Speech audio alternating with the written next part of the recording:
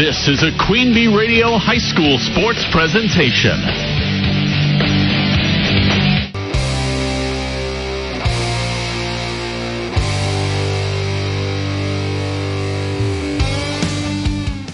Hey everyone, Tyler Dictanis welcoming you to another edition of the QueenB Radio High School Sports Roundup presented by Vertical Rays Milwaukee. And before we get into today's episode, I wanted to let you know about a slight change that we have for this week's show.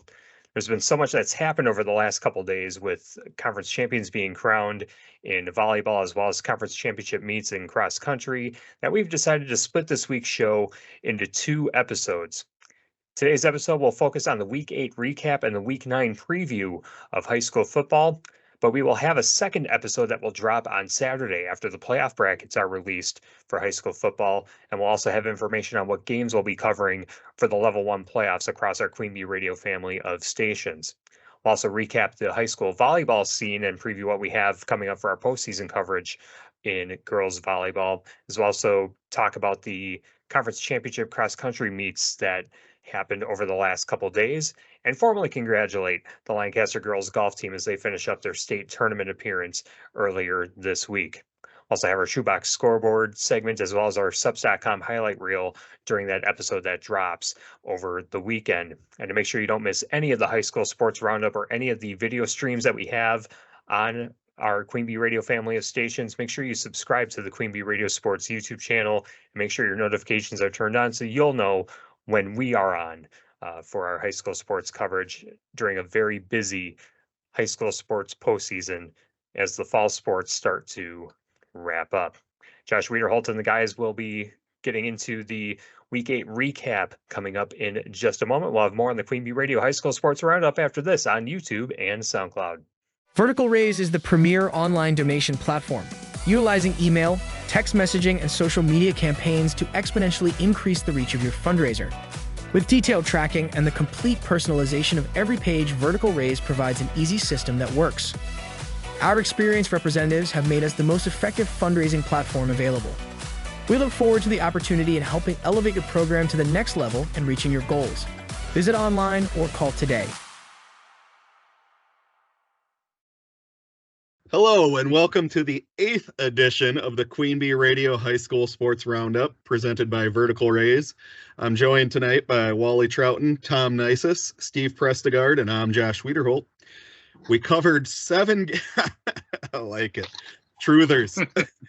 We covered 7 games on the QueenB Radio Sports Network last week, and we'll dive right into the recaps with Tom Nisus as Lancaster beat Dodgeville 61-20 on WGLR. What are our thoughts on Lancaster, Tom? Well, the Arrow Raid continued to roll last week. Peyton Alvarado was his excellent self, 138 yards, only 9 carries, over 15 yards per carry, and 2 touchdowns. Lancaster rushed for 264 yards total, averaging 13.2 yards per rush. And really, the only other thing I would say about this, and Wally, this will be music to Wally's ears, if you can't stop the run in football, you're in big trouble as a football team. You know, if you can run, you're going to be in the game. If you can't stop the run, it's going to be a long night, and it was a long night for Dodgeville. And that's exactly what I was expecting in the first place. And really, for Lancaster, it starts up front because there's no way Dodgeville could match up with them on offensive or defensive lines. They just couldn't do it. They don't have the bodies. That's that simple. And yeah, and not only is that Lancaster offensive line big, they can move, and they're awesome up front. On Extreme 107.1, Platteville beat Poynette 43-0. Steve, Platteville Truther. Platteville looks like they kept rolling. Well, it was actually kind of a repeat of the previous week's game because, first they played a black and orange team. Second, their offense kind of struggled a little bit in the first half. Came out of the locker room nicely, though, for the second half. And the defense is just shutting everybody down in sight. That is their 5th shutout of the season. And as a result of that, Platteville has now won the conference title for the first time in 6 seasons. And in the most obscure stat I can come up with, they are now 18-0, 18 wins in a row against black and orange teams. And they also ended basically Poinet's chance of getting into the playoffs. Although I think they still have a very, very outside chance. But like that. Yeah, basically, yeah. So, and unfortunately, they got another starter injured, so they're going to have to replace Riley Donahue, who is an inside linebacker for them, which is, again, the reason that they played as many players as they have this year is for exactly this sort of situation when you get players hurt later in the season. So nothing particularly new about that, unfortunately. Definitely. You know, one of the things that we haven't talked about Platteville, you know, we talked about this with Fenimore. They're really young. I mean, they start a lot of sophomores. We talk about Cuba City. They start a lot of juniors. How many seniors does Platteville start on the offensive side of the ball? 2. How many did it start in the defensive side of the ball? 2. And one of them is injured now. I mean, you don't get much younger than that. And we're talking about a team that some people are saying, where did they come from? Well, they've come from a long ways because there's been a lot of serious coaching going on. There's some talent there. And they, you know, talking to some people who have coached baseball and basketball and all of that with the youth sports, they said this is a good group of kids. And it's not just 1 year.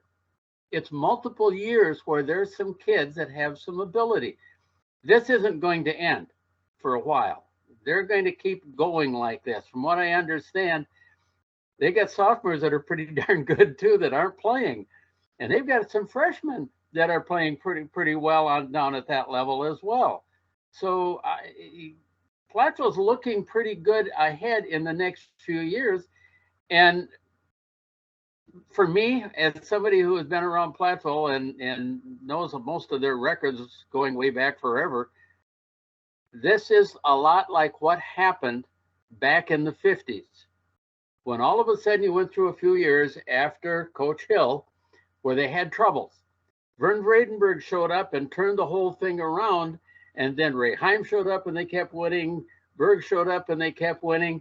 Now all of a sudden we've got that guy coming in here who has that ability like Vern Vredenberg did back in the 50s to make this a viable program ongoing.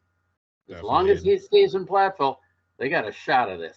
And Coach Arneson has not only the kids believing, but the community is believing. And he's really fun interview and a great guy if you get the chance to talk to him. And yeah, and the games we covered previously, they rotate guys like we were saying, and a lot of sophomores already are getting playing time, to your point. And yeah, it's really fun to watch. And that is what helps you when you have injuries, that you have guys that actually have played. And you know, they've had 5 shutouts, as mentioned. I think one of the real reasons for that is the fact that they rotate 6 defensive linemen in the game. For sure. You know, you always got fresh guys or relatively fresh guys in there.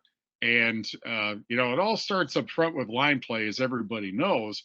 And that's something that's been pretty consistent, with the possible exception of the Lancaster game this year. They've always, you know, they've more often than not won the battle of the line of scrimmage, certainly on offense and oftentimes on defense as well. The one thing about their line is the fact that they're not necessarily huge. They're not small, but they're not huge. But what they are is skilled. They're athletes. They're not just big linemen. And that's part of why they're having all of this success as well. Absolutely. Anytime they can get TJ Pink time, he produces. And yeah, they've done it all season long. In action on Super Hits, we had Super Hits 106. We had Cuba City over Fenimore, 35-0. That game did have playoff implications going into it, and Cuba City was able to get the job done. Wally, your thoughts on Cuba City? Well, we've said this before, because that's about the 3rd time I've seen Cuba City this year. And way back in the first game of the year, you knew that eventually, as time went on, they were going to get better and better and better, and they have been getting better and better and better.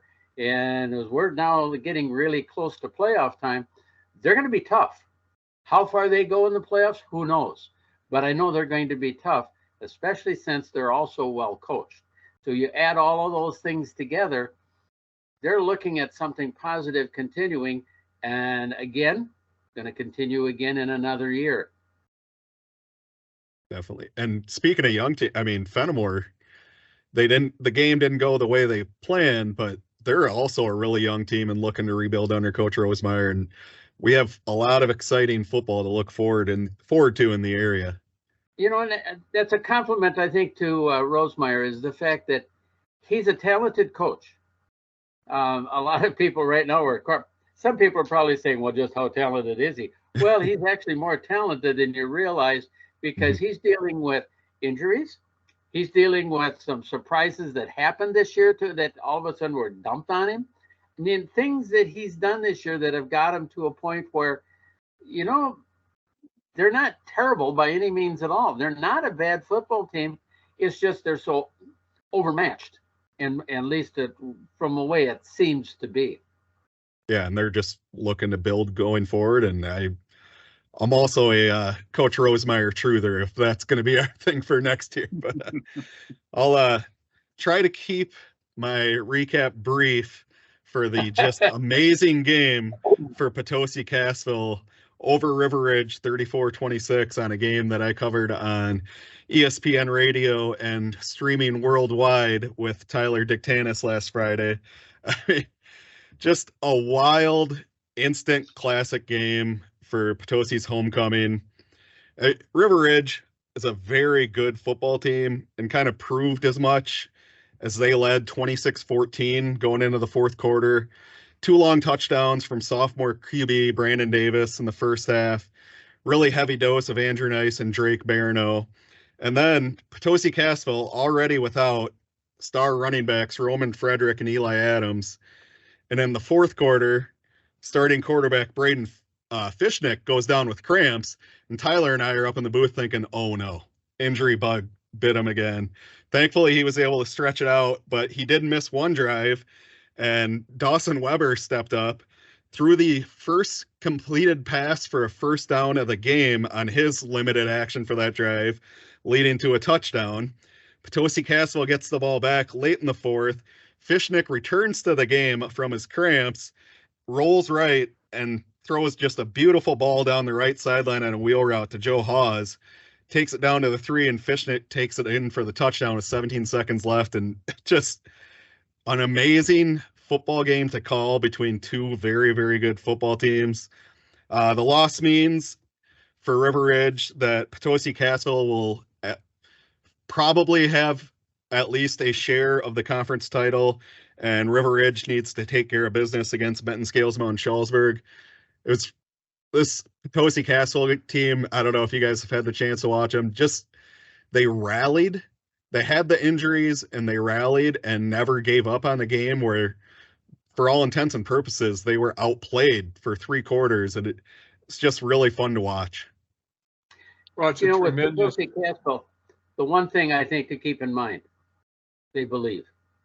Yep. They've been believing for a while now, but now it shows. And this is a game that it showed. Sorry for getting in your way, Tom. Yeah, Tom. No, that's all right. I was just going to say it is a tremendous rivalry. I mean, it's like Lancaster, Prairie, Lancaster, Platteville, Potosi, Cassville, and River Ridge is a big rivalry.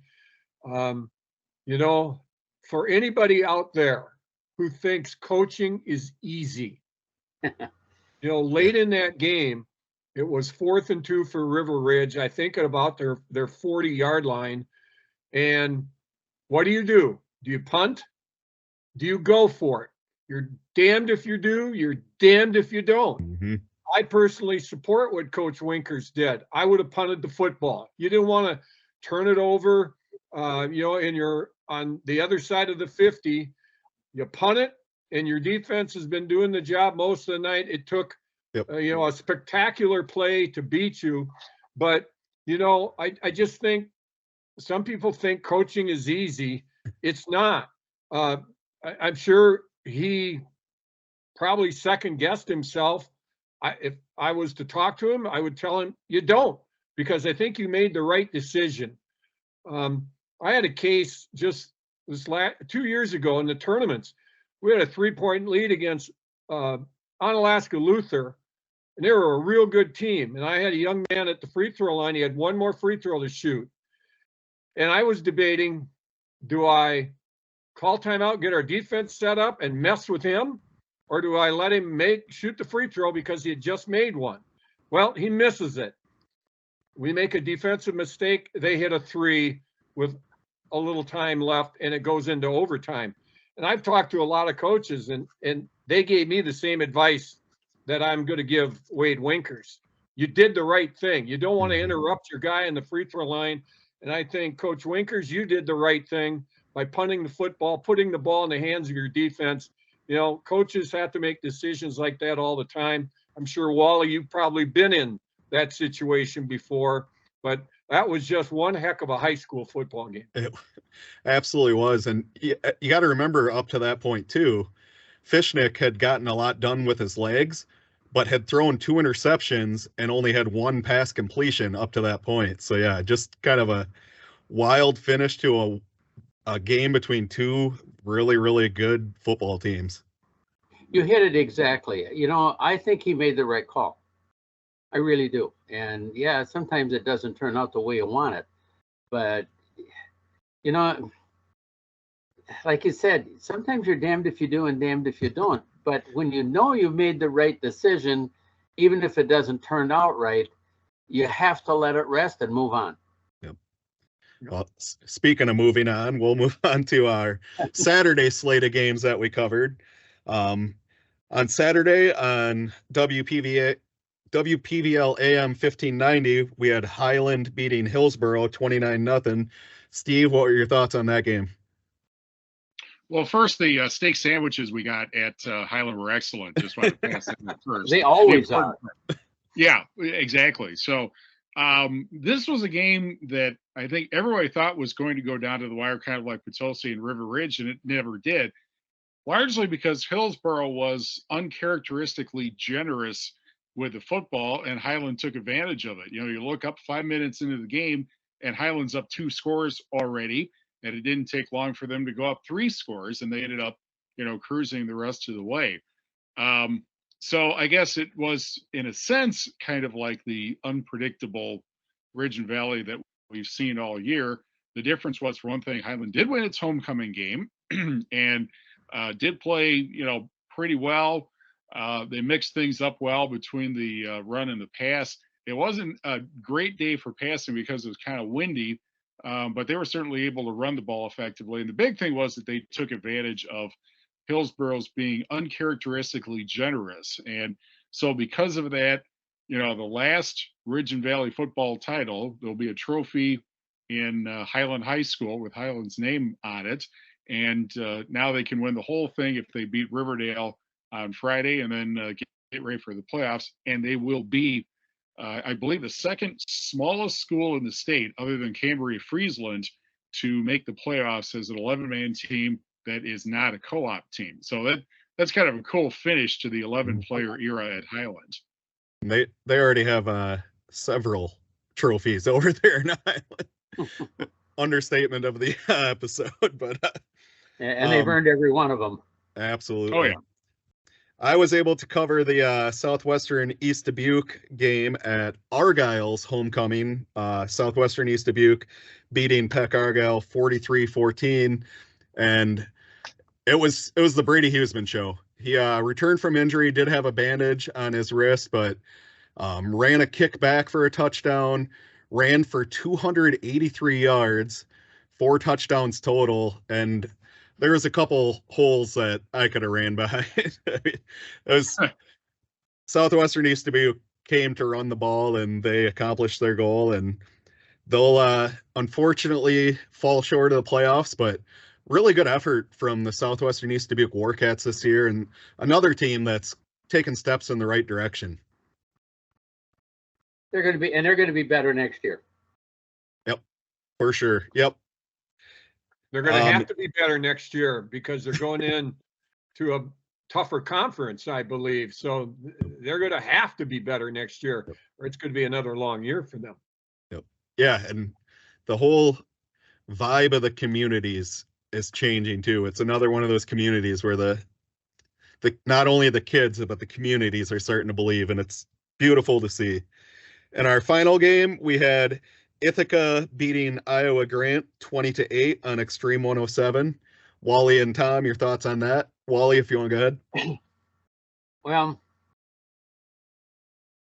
Iowa Grant it's to me, I've looked and I've watched them play, and a lot of times that they've struggled, and then they've been looking okay, and then they struggle, and then they look okay, and you just don't really know exactly where they're going for sure.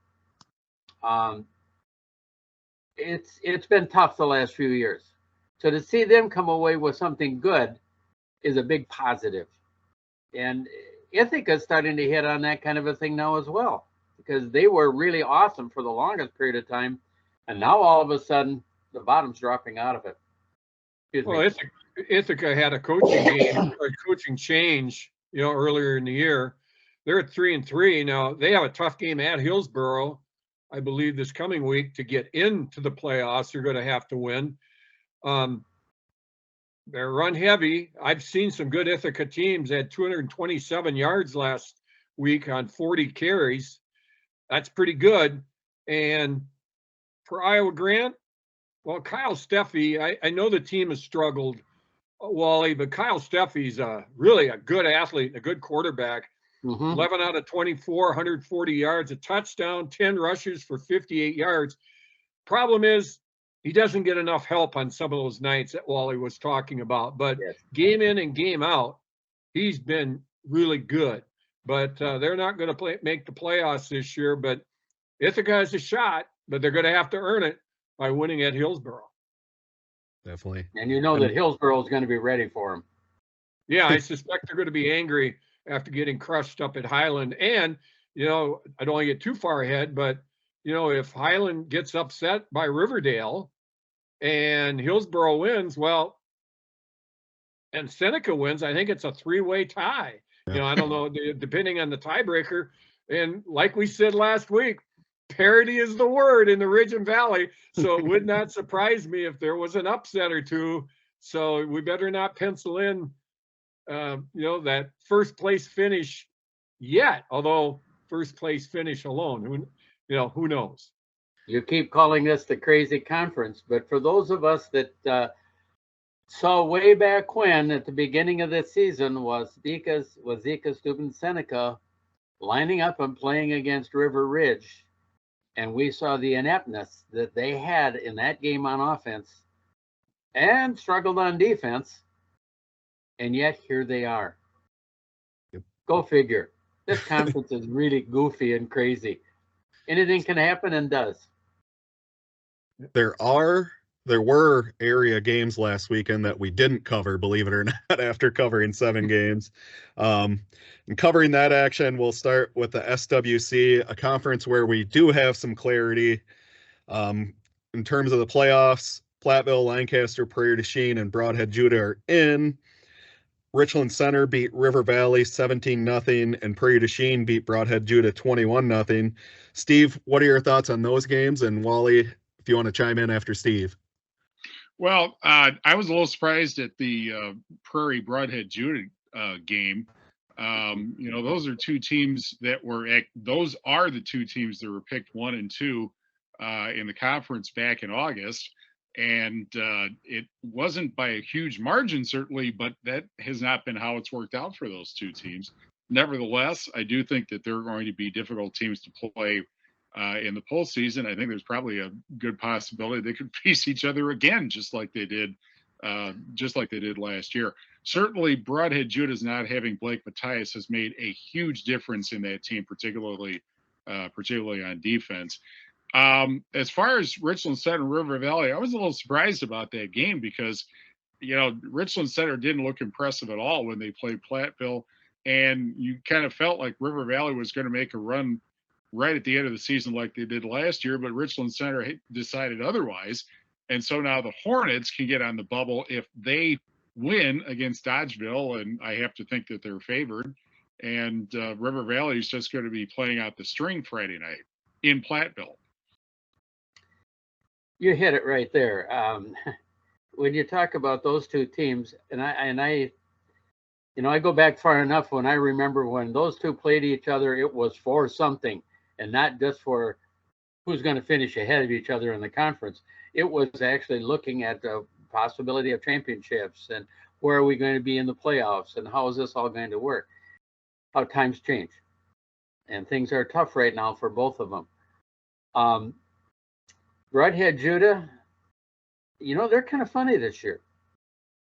I mean, they're a good team, and don't get me wrong, and they're very good. But it seems like that after Platteville showed up down there, they kind of took a step back. It's almost like that there was some shock in their belief all of a sudden. I don't think there's anything wrong with them physically, and I certainly know there's nothing wrong with them as far as coaching is concerned. But sometimes something gets in the head of kids. And the idea of belief, the idea of trusting in themselves, those kinds of things. I think the terminology that Ray Heim used many years ago, psycho-cybernetics, gets involved in there. And cool, I'll tell you what, it gets crazy sometimes just because of the minds of kids. Yep. And Platteville will do that to you too.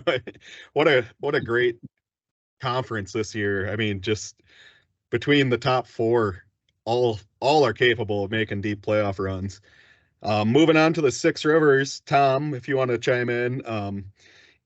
We have Potosi, Cassville, and Blackhawk Warren. River Ridge will need a win next week or this coming Friday. In the game we didn't cover, Blackhawk Warren beat Benton Scales Mound Shullsburg 60-0. What are we thinking in the Six Rivers, Tom? Well, I think River Ridge should win that game Friday night.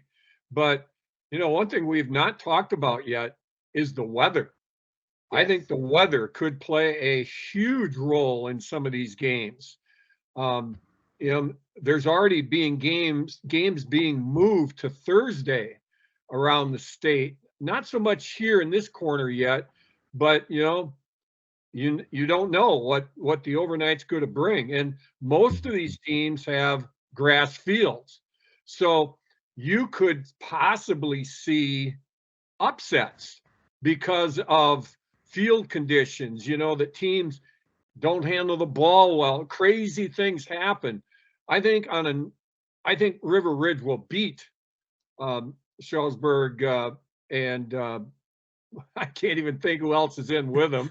Benton Scales Mound Shullsburg. I think River Ridge will beat them. BSMS would beat them more handily on a dry field just because they can run the football so well. And I went back and looked at some of the scores of the common opponents, and it's been a long year for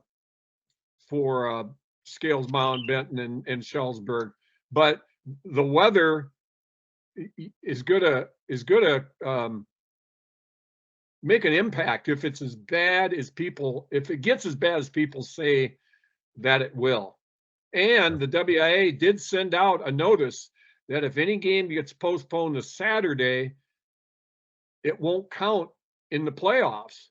So you're going to have to play the game, or if somebody decides, we're having a bad year and we don't want to make this trip in this kind of weather, we're not going to show up.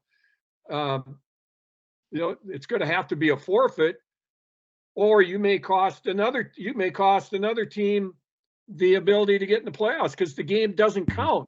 I mean, I think the game should count. I mean, how long? I got to believe they know who probably is going to win and who's not. My goodness, ask them to play the game Saturday morning if you have to. But they have their big TV reveal show all ready to go on statewide stations. So, we've got to get those games in on Friday. So the weather is, it's been such a nice fall. All of a sudden, Mother Nature's rearing its ugly head, maybe. Yeah, and that's why they play the games. Anything can happen. I'm one of those that I'm always complimenting WIAA and how wonderful they make decisions and on and on and on. Yeah, not. This ranks up there with one of the most stupid things that I think that they could ever do. And that is say, oh, all of a sudden we're not going to let those count because we got these other things, and it might screw up some of our plans that we made way back months ago. Come on, let's get real. It isn't about you. It isn't about your scheduling. It isn't about what you want. It's about kids. And you got to let the kids do what the kids want to do, and that's play the game and have a shot. And if you don't give it to them, whose fault is it? WIAA. Moving on to the SWAL kids. Coming for that. We have no, and the weather will definitely make a huge impact, especially with the pressure to get the games in last week. And, anything can happen. But in the SWAL, on top, we have Darlington, Mineral Point, and Cuba City. Last week, Darlington beat Belleville 58-0, and Mineral Point won in a forfeit against Parkview Albany. The final on that one, 2-0 baseball score. But it'll be a really exciting matchup, and we'll get to that in the preview section between Cuba City and Mineral Point. But kind of what we expected this year, Tom, from Darlington. I mean, they're reloaded like they are every year. Yeah. They seem to be getting better as the year goes on, which they generally do. I've not had a chance to see them this year, so I don't know what Coach Winkers' team is like. I know they're generally very physical, big, can run the football. I guess I would defer to you three about how their quarterback play is, because I think that's kind of what has maybe bit them as they moved on into the playoffs. And I would be very curious to hear what you guys think about that. They definitely, it always helps when you have a 6'7" target to throw the ball to. And Goebel has definitely been able to get it up to Big Murray, 6'7" receiver, and just kind of one of those throw it up in the air and let him get it. And it works, especially when defenses have to respect their run game like they do. And I mean, Darlington, obviously better record during the season than Belleville, but I was very surprised 58-0. They're really hitting their stride at the right time, and they'll be exciting to see in the playoffs. I think you described it real quick. Darlington's going like this. Unfortunately, Belleville is going like that. And that's unfortunate for Belleville, but they'll be back. Yeah, oh, for sure. In the Ridge and Valley, in Highland, Wazeeka, Steuben, Seneca, and Hillsborough, Ithaca will need a win. New Lisbon beat Boscobel 34-26. Wazeeka, Steuben, Seneca over Riverdale 27-20. Thoughts on that, Steve? Well, nothing is a sure thing in the Ridge and Valley, obviously, but it is interesting to notice that Ithaca, with the incredibly disruptive coaching change at the start of the year, Wazeeka, Steuben, Seneca just got off to a terrible start, but they seem to be getting it together right now. And poor Boscobel, to show how unpredictable things are, Boscobel hasn't won a game. New Lisbon's 5-2, and obviously Boscobel gave New Lisbon all it wanted, before they ended up losing the game. So just another week of usual predictability in the boring Ridge and Valley, I guess. Hope you can tell the sarcasm statement. There is the one thing that was very predictable about halfway through the season with the Ridge and Valley. Boscobel wasn't going to get in the playoffs again. That was the one thing we could all agree with. And they're, who knows next year too. I mean, just anything with how wild everything's been. In 8-player action, we had Belmont over Wisconsin Heights 16-12.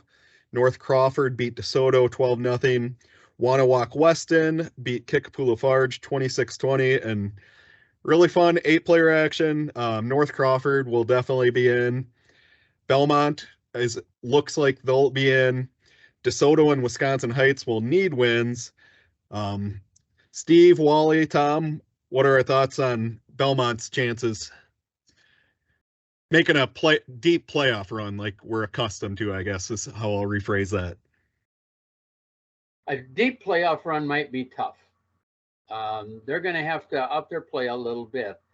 But then again, they play well in spurts even this year. I mean, good enough that they could probably play with almost anyone, but you can't play in spurts when you're in the playoff time. You need to play a little more consistent up. I hope they do. North Crawford looks really good too. I mean, they're very capable of making a run as well. I think they are. I think they're, and this is going to be an exciting thing for North Crawford because football-wise, over the years, it's been a while since they've really been relevant. So good for them. Are you ready, Steve, for the old high five? Yes.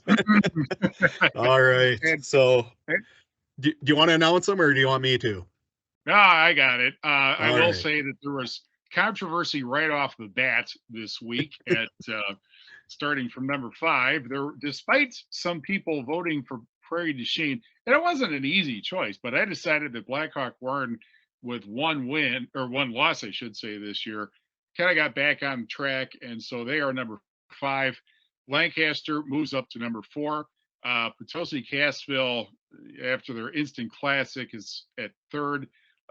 Darlington, definitely heading toward postseason form, is in 2nd. And Shutout City over here at Platteville is once again the number 1 team in the high 5 for a 2nd week in a row. I wasn't aware this was a democracy and there were voters. I wasn't either. I mean, he doesn't ask me for my opinion.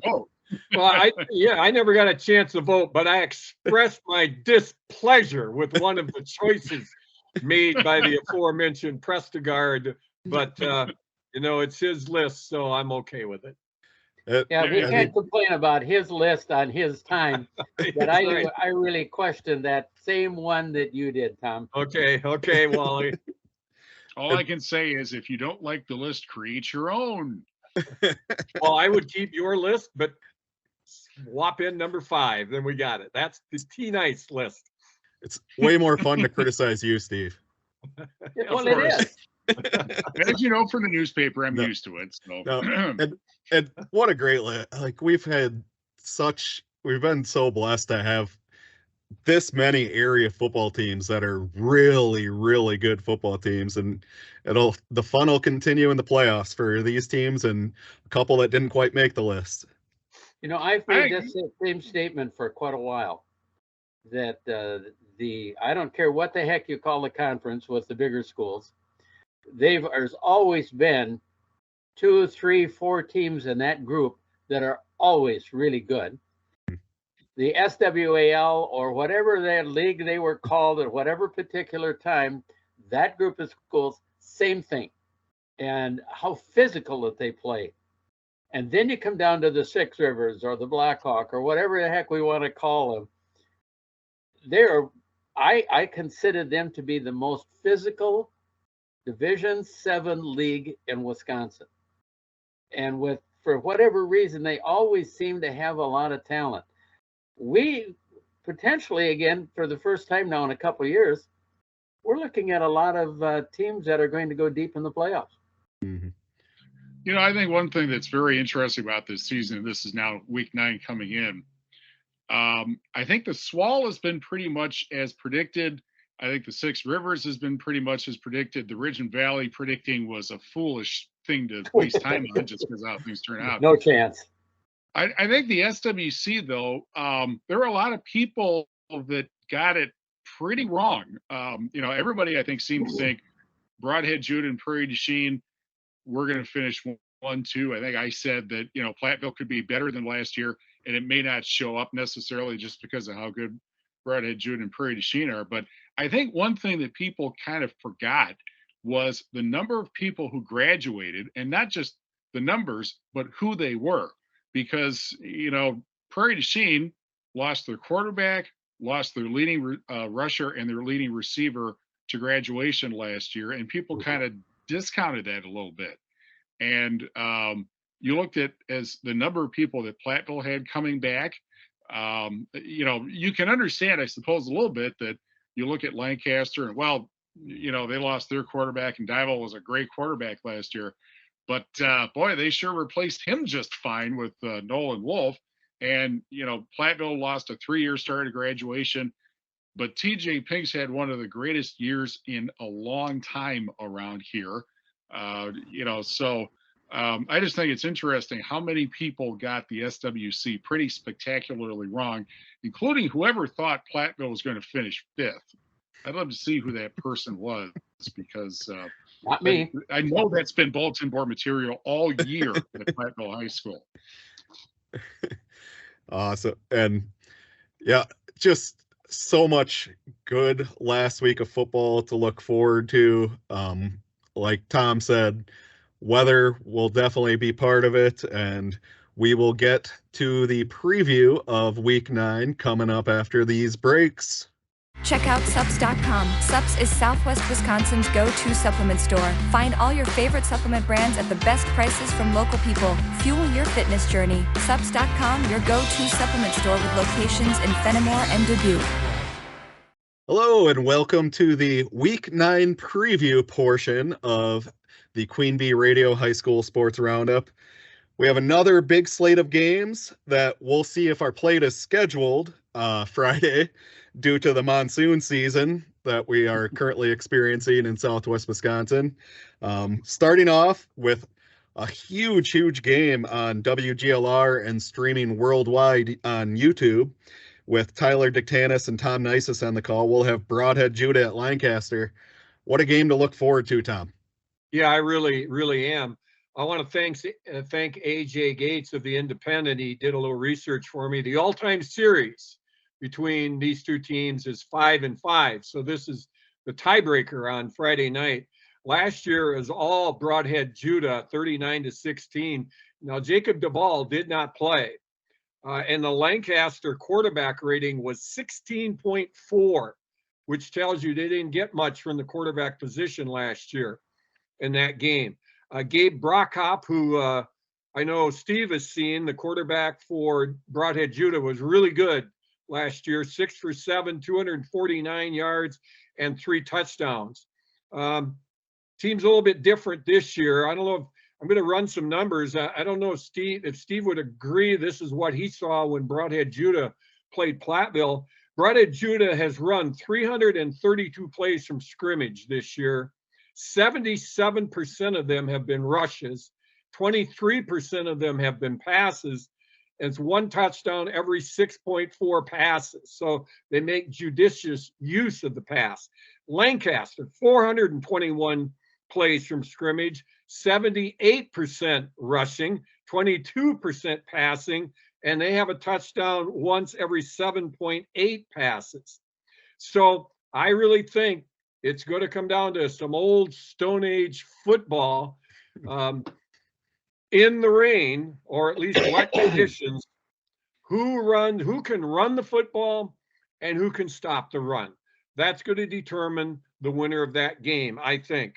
Broadhead Judah is 5-1 when rushing for 200 yards or more. Steve, would you happen to know who's the only team to beat them while they rush for 200 plus yards? Platteville. Yeah. And Broadhead Judah is 0-2 when the opponent rushes for more than 160 yards. Can you name the two teams that rush for over 160 yards against Broadhead Judah? Prairie du Chien is probably one of them. I know Platteville was not. No, Platteville was. Platteville was. Were. Yes, they were. They had 387 total yards against a pretty good defense. Platteville did. Yeah. So I just think it's going to be who runs, who stops the run. It's going to be as simple as that. Definitely. One thing to keep in mind about when Broadhead Judah played Platteville, as an example, was that Broadhead Judah got more yardage, almost said mileage, yardage than Platteville did, but they had major problems on 4th down, and obviously that's kind of short yardage running and probably short yardage passing. At least that's what you're hoping if you're a Broadhead Judah fan. The story, I think, with Broadhead Judah this year is they don't have the weapons that they did last year. Basically, their running backs are all of their offense, not just running the ball, but they're the main pass receivers also. This game, I think, is going to feature probably the second and third best quarterbacks in the SWC. And unlike TJ Pink from Platteville, they're really dual threat quarterbacks. They can run the ball very well. Both of them have done that this year, and they can throw the ball very well. They don't throw it a lot, but sometimes they're as effective. If you completed 6 passes, they got 249 yards. Your pass game is actually pretty good, but I think that's the thing with Broadhead Judah, that they don't have the weapons that they did last year. The other thing I think it's going to be interesting is watching Broadhead Judah play defense against the road graders of Lancaster's offensive line. And, that's one reason I think Lancaster has a good future in the postseason, because other than maybe Darlington, I'm not sure anybody's going to be able to handle that offensive line when Lancaster gets into what we assume is going to be the Division VI playoffs. My suggestion really right away for the coaches at Lancaster is find the shoes that have the longest cleats. Start with that. This is a mutter game, and whatever team can rush the ball in the muck, I'll say, best, is likely to win. Now, that's assuming that we get as much rain as what some people seem to think we're going to get. The catch is the big offensive line teams and the teams that have the big, strong running back tend to do well in wet games. The teams that have all the quick guys and they like to flip the ball around in the air a lot and all that kind of a thing, they tend to struggle the most in a wet game. For sure. So it's a matter of how the matchups are going to be in this situation.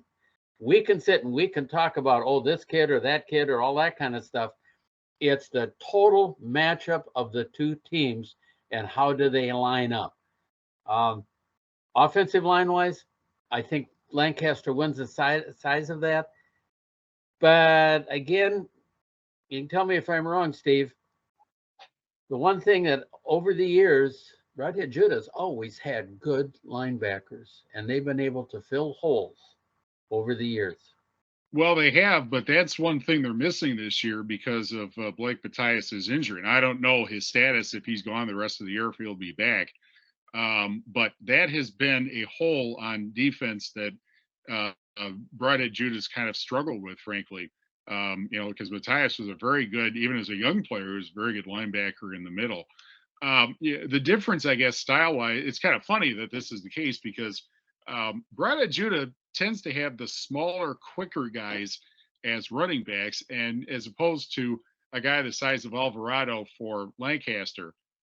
On the other hand, Lancaster being an option team, sometimes option teams put the ball on the ground more than their coaching staff would like. And that's not necessarily usually the case with a wing T team like Broadhead Judah. So, it's a fascinating matchup, I think, and one that has huge implications for both of those teams as far as getting into the post or where they go in the postseason. Because again, Lancaster's only got 1 loss this season, and Broadhead Judah only has 2 losses this season. So it's going to be a real fun game to watch, I think, and irrespective of the rain, which will add another interesting element. Absolutely. Definitely one to look forward to. The last interesting element I'm going to just put an exclamation point on for Steve. High risk offense, Lancaster. They talk in terms of high reward. But you get a bad night, it's not reward. So they have to be careful of that. Protect the football. It'll be one of the old classic SWC, like 2 very physical football teams, and it'll be an exciting one to listen to and watch on WGLR and the QueenB Radio Sports YouTube page. Next on the slate, we have River Valley at Platteville on Extreme 107, and Steve and Wally will be on the call on that game at the first game played, I believe, at the new Platteville field. And we'll see how the rain handles that one. What are your thoughts looking forward to that one, Wally? The interesting thing is, for me, I've been on the sideline at every but really pretty much every venue Platteville has played at since 1970. I've been on the sideline at the old Hill Field up at the baseball park. On the sideline of Camp Randall too. On the sideline at Pioneer Stadium. On the sideline at the high school old JV field when they played there. And now to be able to be on the sideline for the first game on their new field, kind of a big deal for me. That for me is the biggest thing about the game, although I'm expecting them to have very little problem with River Valley. It could be a trap game, but you know what? The Platteville kids, they've seen where they've gotten. You've got a coach that understands you can't stop halfway through. You got to keep going and you need to finish it. I expect them to do very, very well. Do we think the elements will be part of the game, Steve? Well, I'm sure they will, but keep in mind, artificial turf surface. So, it's not going to be a muddy game, certainly. It is homecoming. I think Wally gave his opinion last week about how he feels about homecoming, and everything's new about the activities complex. They have practiced up there, Platteville has, this week, and they practiced in the rain Wednesday.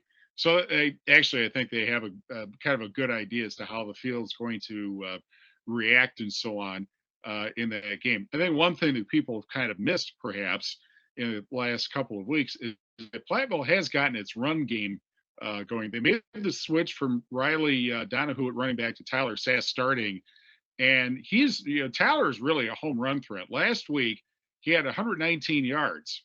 He only touched the ball 11 times as a running back.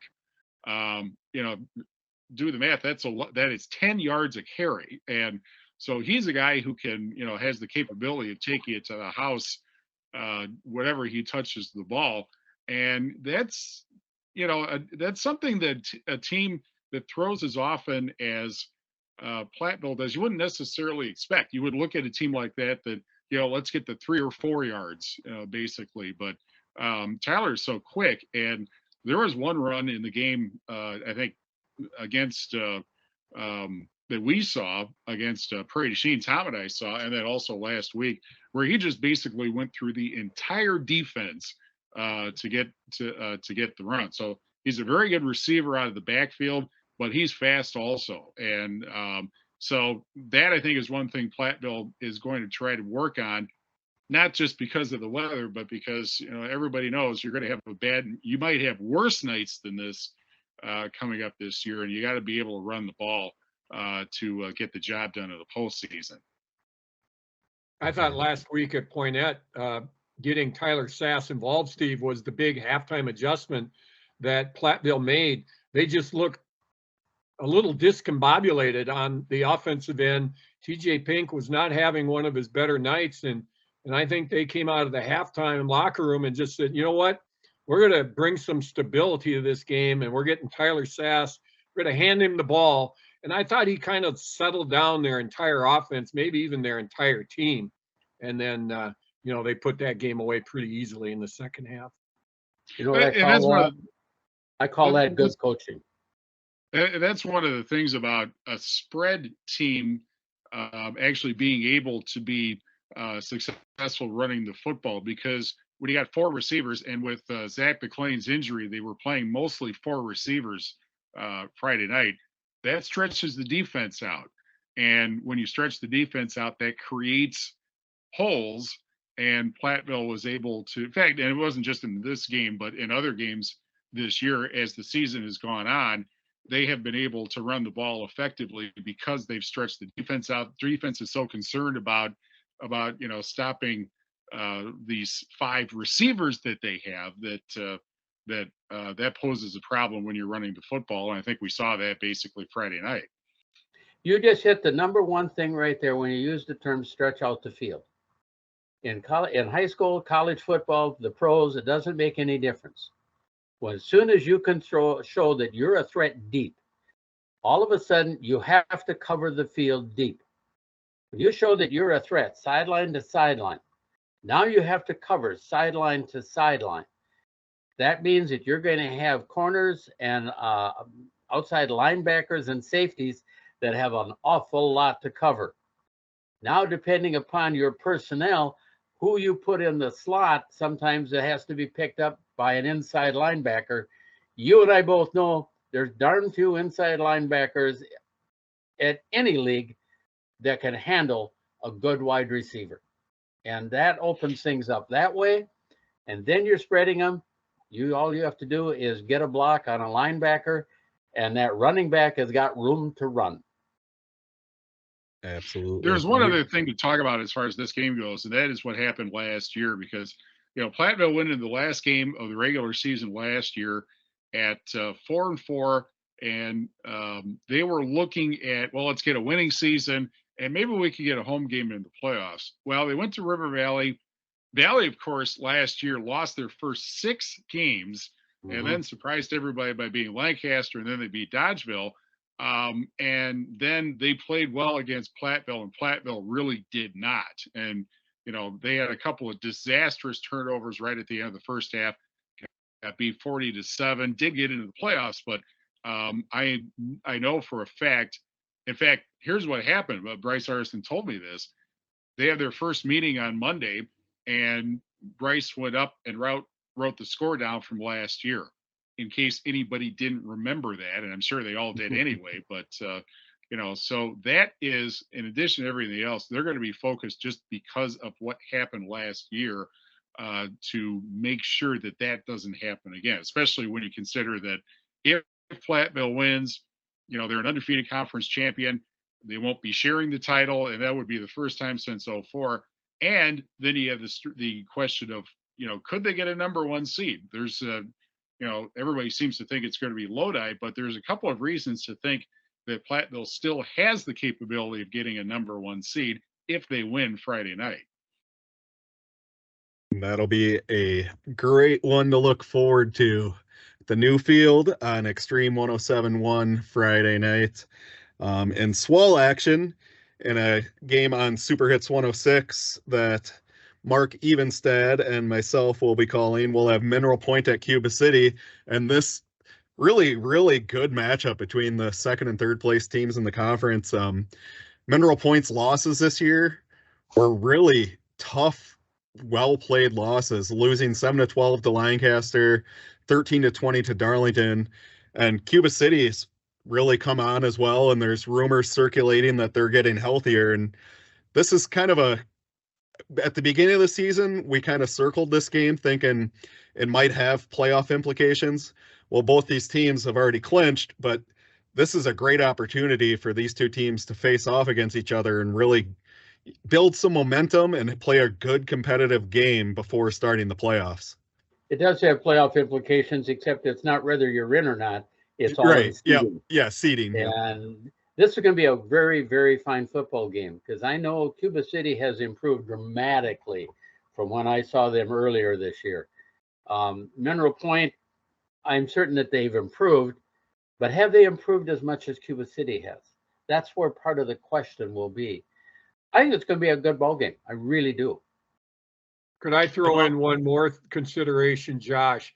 Cuba Absolutely. City got the forfeit last week, so in effect, they got a bye. The bye or the week off can work both ways. Can give you a chance to heal up and rest, or it could take away from your sharpness and put you at a disadvantage. So I'll be curious to see how the Pointers come out of that week off going against a really good opponent. Yep, Mineral Point got the forfeit last week, and Cuba City coming off a 35-0 win, and it'll be a really good game, and hopefully the weather cooperates. I don't think it could happen, but I don't foresee the Cubans defense forcing 6 turnovers again in the first half, essentially like they did against Darlington. But really, really fun game to look forward to. Steve, you have any thoughts on this game? This could end up deciding where these two teams play in the postseason against each other, would be my thought. I have not seen Cuba City play this year. I have seen Mineral Point play. I would make the argument, I think, that Mineral Point might be the most improved team in the area from the non-conference season until now. Certainly Platteville from the first game of the season until now is probably, it has to be the most improved team. But, Mineral Point, it took the non-conference season for them to figure things out. And they're not a very deep team this year at all. But they certainly have figured things out and have played a whole lot better than they did in the non-conference season. So, yeah, it's going to be a very, very interesting game with huge implications for who gets a higher seed and, possibly who gets to play at home in the first week and who has to go on the road. And finally, we also have a game, bonus football. This is what we provide at the QueenB Radio Sports Network. A game that wasn't originally on our schedule, but we wanted to pick it up. River Ridge at Benton Scalesmont Schulzberg on WPVL AM 1590 with RJ Osterhaus and Scott Tolzman. River Ridge needs to win this game. Yes, yeah, I think I've already expressed my opinion of that. With weather possibly being a factor, I just think if you look at the scores of common opponents, River Ridge is definitely the better of the two football teams and should win if they don't make mistakes. If there's not kind of a hangover from what happened last week at Potosi, it had to have been a crushing loss. So, I'm sure Coach Winkers and the staff will get his kids to bounce back and they enjoy playing football. And, getting into the playoffs is very important to them. And I would expect to see them to play a really good football game Friday night. Have any of you seen Swift Park? It's got a lot of water on the field, a lot of rain, kind of a messy field. It's going to be a very messy game. Swift Park is going to be slip and slide. Are you sure? I'm thinking, we think that, I think it's actually going to be at Badger Park in Schulzberg, but I'm not positive about that. But to your point, I can tell you about a game that I did with Josh's cousin at the end of, I think it was 16 or 17. Benton Scalesmont played River Ridge, and River Ridge was in basically the exact same position they are now, and so was Benton Scalesmont Schulzberg. It rained, and to prove that weather is the great equalizer, Benton Scalesmont came out with a win that night. River Ridge went home thinking they had lost out on a playoff possibility, and in fact, basically told all their players that. And then the players went home, and in the meantime, the WIAA announced the playoff field. And I think there may have even been a mistake in the playoff field that somebody pointed out to the WIAA. And when they refigured it out. River Ridge did make the playoffs after all, despite the fact that they had lost. But it is eerie that things are kind of setting up the same way that they did a half dozen years ago with, River Ridge has the better record. Benton Scalesmont, if they have any shot at a playoff berth, they have to win that game, and it's going to rain. And I would have to believe Wade Winkers is going to remind his team to not make the computer decide whether River Ridge should be in the playoffs or not. And if River Ridge loses, there's that danger. Yep, and that'll be a fun one to track on WPVL AM 1590 and also streaming online. Saturday, we are not covering high school football. We have the Badgers versus the Hawkeyes on WGLR. That kickoff will be at 3. Coming up in games we're not covering in the SWC, Prairie du Chien will win by forfeit against Montello Princeton Green Lake, who is moving to 8-man football next year. And they were matched up with Prairie du Chien. Yeah. So that's interesting.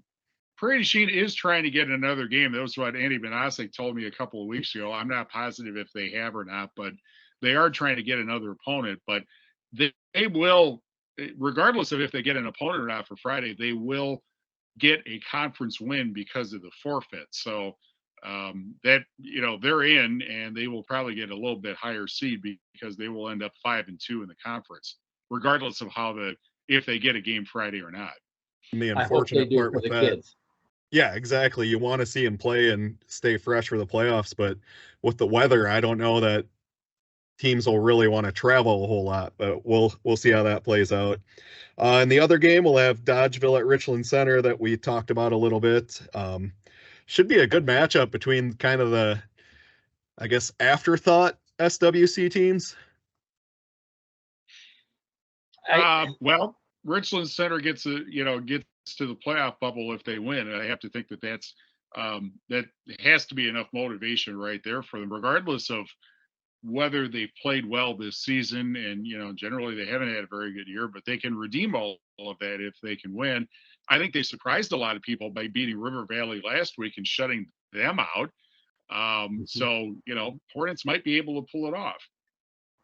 Yeah, that's a team, again, that's come really from nowhere. And by nowhere, if they've been nowhere for a little while now. So, hey, good luck to them. Definitely. In SWAL action, we'll have Fenimore traveling to Darlington for their homecoming game. And then from what I've heard so far, the Bellevue at Parkview Albany will be played. We'll see if that fluid situation might change. But Tom, what are our thoughts? Fenimore at Darlington. Well, Fenimore is out of postseason, so they're kind of playing for next year, I guess you could say.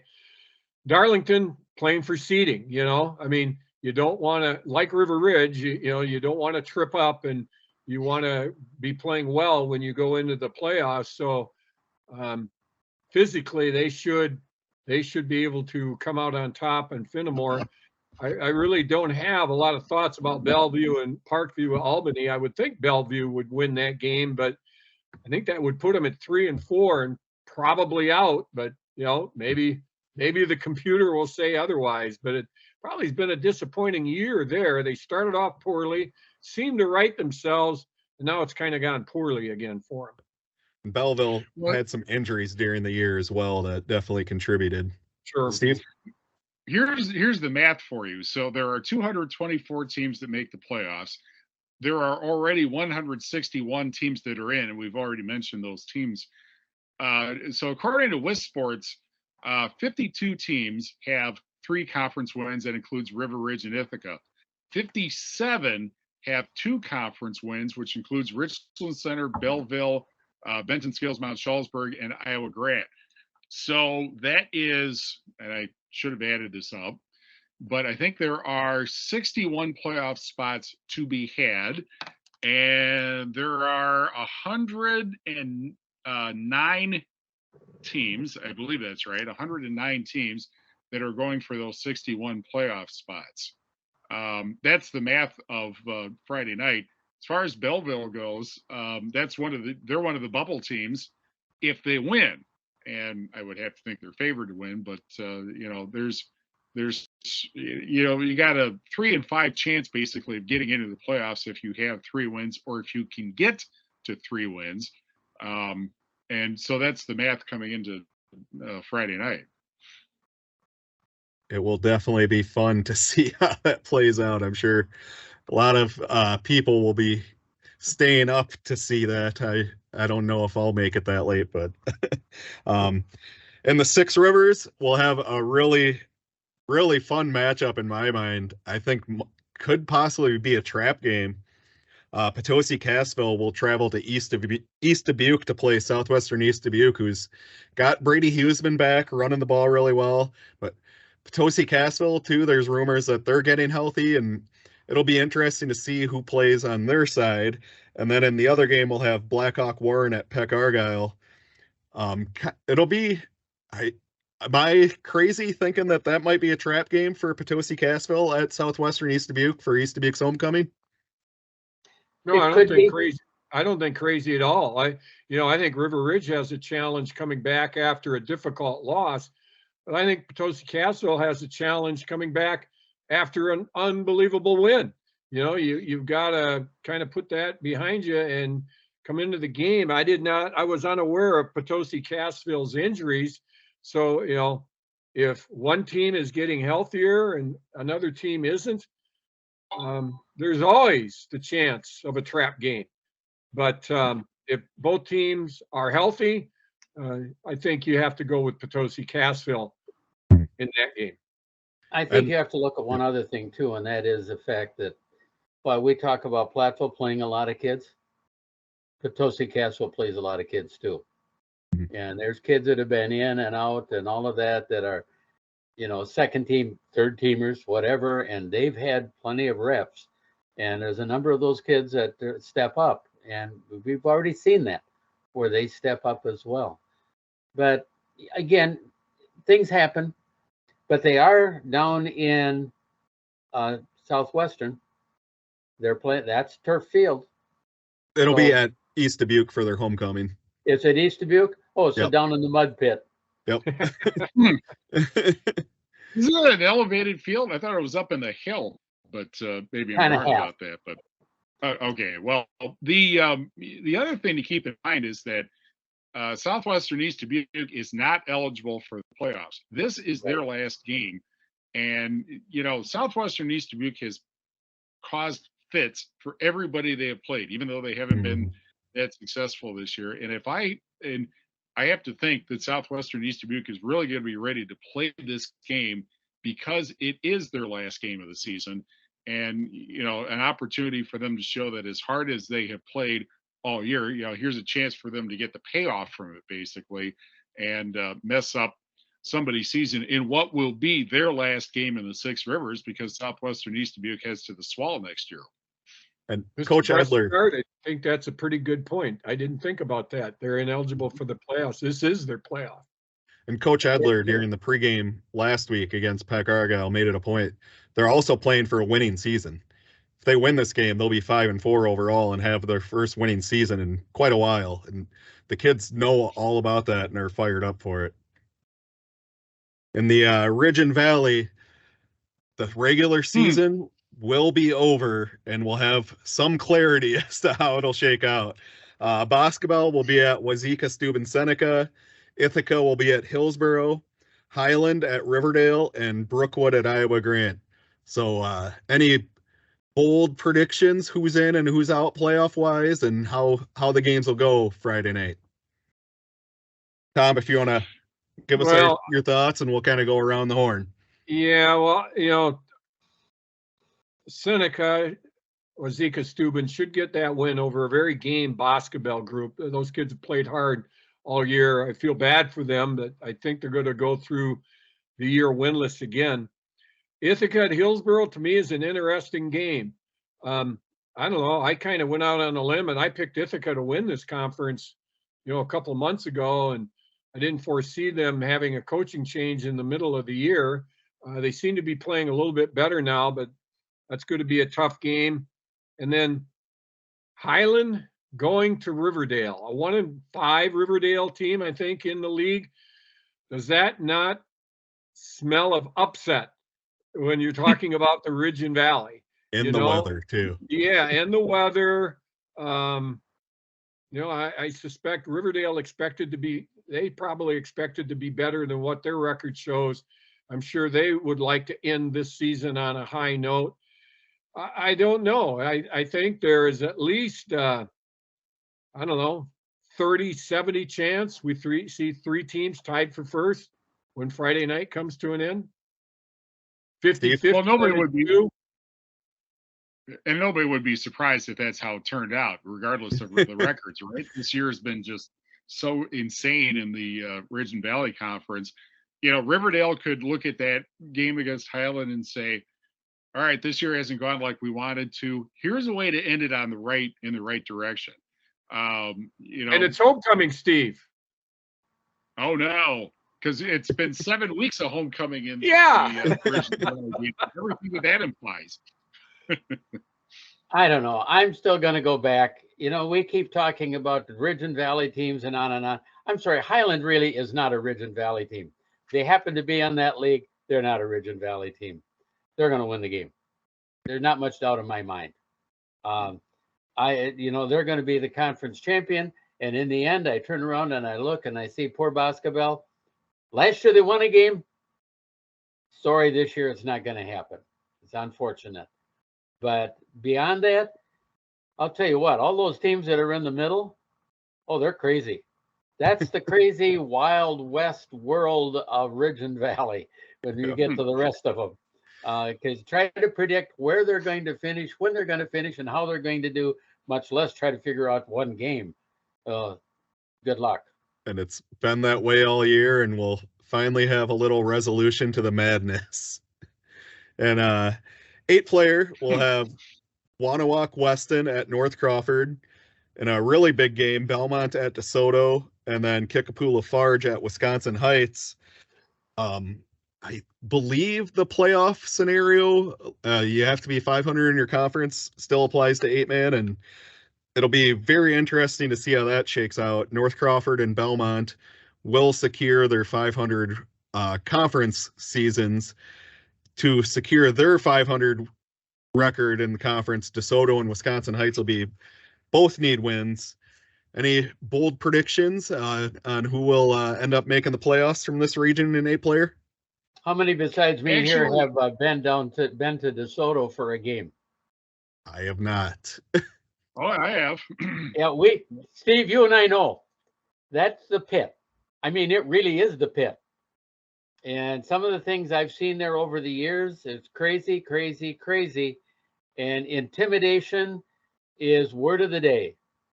And I think the interesting question is going to be, what's the pit going to be like if it's been raining all day down there also? Well, we do know that a few years ago, good heavy rains washed the field away. And they got it all rebuilt back up again. Well, I wouldn't say up. They got it rebuilt. I'm sorry, DeSoto. I think this is Belmont's game to win. I really honestly believe that they are the better team, and they should be able to pull it out. It's going to be interesting because DeSoto's had a little bit of a disappointing year. I think they surprised everybody by a couple of their early losses, basically. So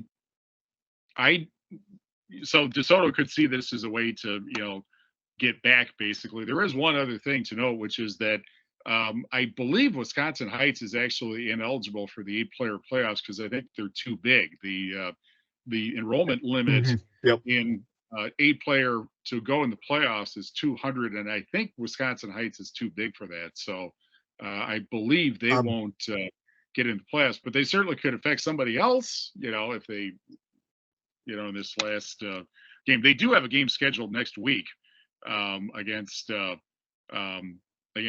Princeton Green Lake. So there is that, but I believe that Heights is done after. That's and will not correct. I'm pretty sure. Right. Yep. Well, we have a lot to look forward to on this final week. It's been a pleasure working with you guys all year, and we'll have one more week of football and then playoff times. And hopefully we don't need to build an ark or anything this weekend. And again, I'll make my one comment that I'll make every week. We're the lucky ones. We get to see high school football on a regular basis. And I say, for those of you that don't get to do that, find a way to do it. These kids and coaches have definitely put on a show all year long, and we'll have the final week and the playoffs to look forward to. So for Steve Prestigard, Tom Nisus, and Wally Troughton, I'm Josh Schwederholt, and this has been another edition of the QueenB Radio Sports High School Roundup.